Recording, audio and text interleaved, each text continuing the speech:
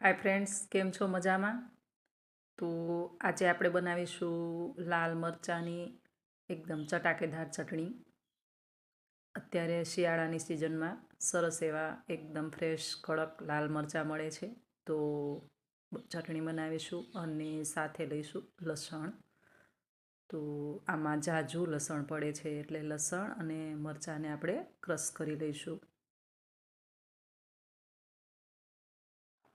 આ રીતે ઊભા કાપા લગાવી અને મરચાંને કટ કરી લઈશું. મિત્રો, મરચાંમાંથી પણ અવનવી રેસીપી બનતી હોય છે. તો ચટણી, અથાણા કે સંભાર કંઈ પણ હોય તો મરચાંનો ભાગ અવશ્ય હોય છે. તો આજે આપણે ચટણી બનાવી રહ્યા છીએ. તો મરચાંને કટ લગાવી અને જો અંદરથી બી જણાય તો આ રીતે બી કાઢી નાખીશું અને નાના મોટા કટ કરી અને આપણે મિક્સર જારમાં ક્રશ કરી લઈશું.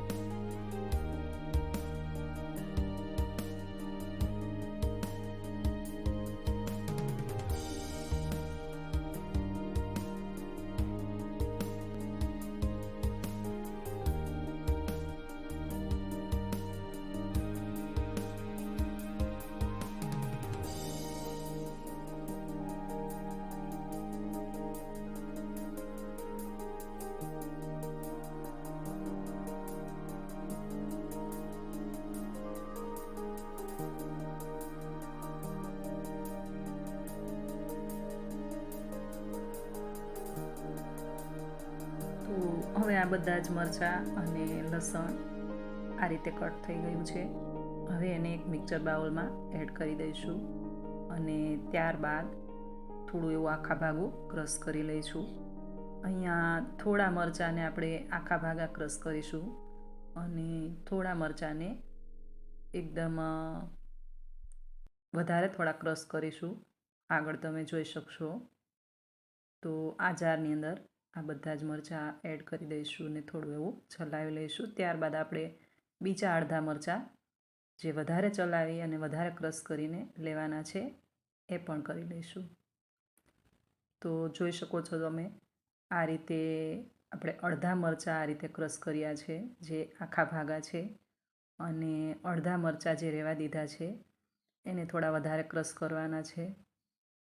તો જોઈ શકો છો, એને થોડા આ રીતે ક્રશ કર્યા છે.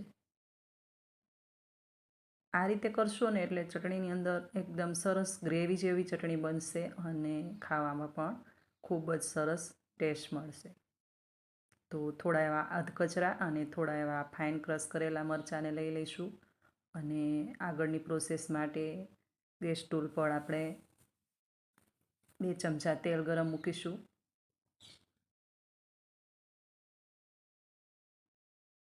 હવે આ તેલ થોડું એવું ગરમ થાય એટલે આમાં થોડી એવી હળદર અને હિંગનો વઘાર દઈશું અને પછી આ જે ફાઇન ક્રશ કરેલા મરચાં અને લસણ એ આમાં એડ કરી દઈશું. મિત્રો, આ તળેલી ચટણી એકદમ જ સરસ બને છે અને આ રીતે ગ્રીન મરચાંની પણ ચટણી બનાવી શકો. તો હવે આ બધા જ મરચાં ક્રશ કરેલા લસણ મરચાંને આપણે આની અંદર એડ કરી દઈશું અને ચલાવતા રહીશું.